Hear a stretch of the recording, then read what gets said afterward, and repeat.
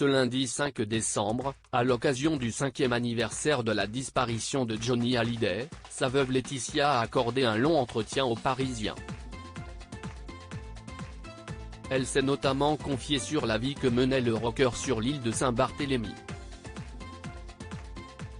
Depuis le 11 décembre 2017, Johnny Hallyday repose au cimetière de Lorient à Saint-Barthélemy, dans les Antilles françaises. Avec sa femme Laetitia Hallyday, qui vient d'organiser une veillée funèbre face à la tombe du taulier pour le 5e anniversaire de sa mort, il avait décidé de faire construire une maison sur cette île en 2005. À l'époque, on avait toujours la maison à Saint-Tropez mais il ne pouvait plus se balader dans le village, a expliqué sa veuve auprès du Parisien. Il fallait retrouver un endroit où il puisse retrouver cette liberté. Ici, personne ne l'embêtait. Johnny rêvait de finir sa vie ici, on voulait s'y installer toute l'année quand Jade et Joy seraient à l'université. Je ferai tout pour garder cette maison, a ajouté celle qui se rend toujours régulièrement à Saint-Barthélemy, pour passer du bon temps entre amis, se ressourcer avec ses 2 filles et se recueillir. Comment vivait Johnny Hallyday sur l'île?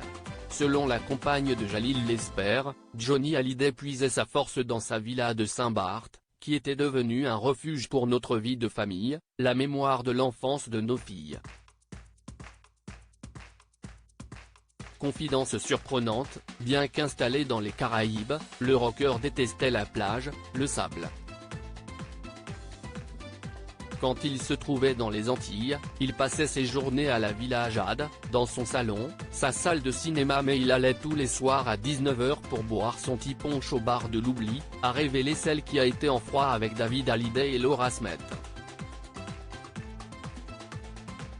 Elle a ensuite partagé les petites habitudes qu'elle et son époux avaient sur l'île. On sortait aussi chez Carole, au Saint-Barth, un club cabaret où il faisait des improvisations avec sa guitare, pour faire plaisir aux locaux.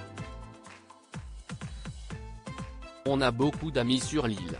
Jean-Pierre, qui veille sur sa tombe, David, adjoint au président de l'île, qui a été le professeur de natation des enfants, Kat, qui a tenu le Tamarin, un restaurant mythique ici.